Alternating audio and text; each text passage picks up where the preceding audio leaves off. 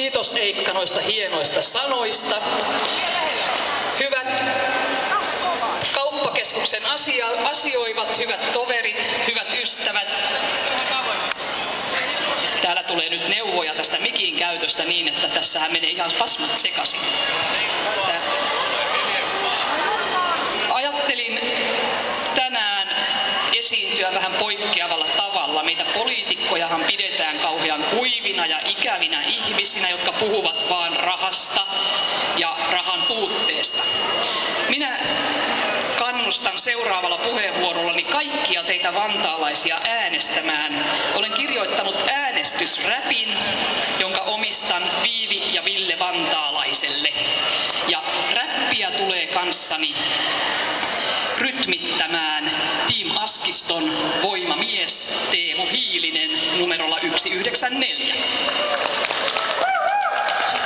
Ja hyvä yleisö, te saatte osallistua. Teemu näyttää mallia, mitä voitte tehdä.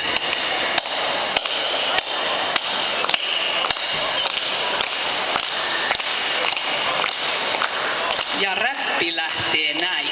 On meillä oma valtuusto, se istuu salissansa, päättää mitä päättää ja laskun maksaa kansa. Näin miettii Kehä Kolmosella aamuruuhkassansa, Keskon trukkikuski sekä Jumbon ruuhka-apukassa. Vaalipeli päätökseen taas sunnuntaina mataa, numeroita bingossa on yli 600. Onko se nyt tärkeetä, et äänen urnaan nakkaa?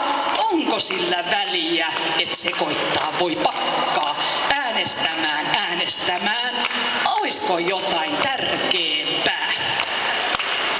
Valtuustossa paikkoja on rajoitettu määrä, reilu 60 nuppia ja tarkkailijat päälle.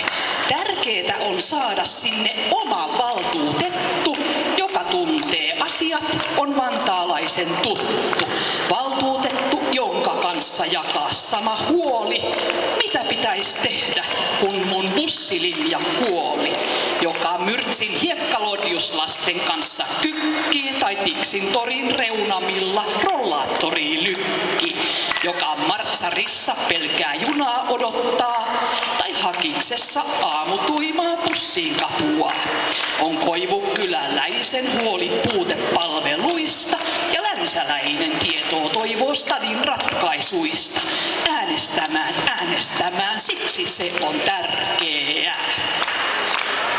Nyt on kuule vantaalainen sulla puheenvuoro, kun äänestämisestä täällä laulaa sekakuoro.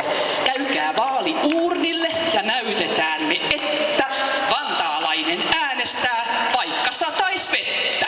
Valtuutetut käyttävät myös ääntä Viivin Veikon, älä siksi voittaa, anna nukkuvien peikon. Anna palaa Viivi Ville, älä kotiin jää, sua varten ihan ompi luotu päivä tää. Äänestämään, se on tosi tärkeää. Kiitos.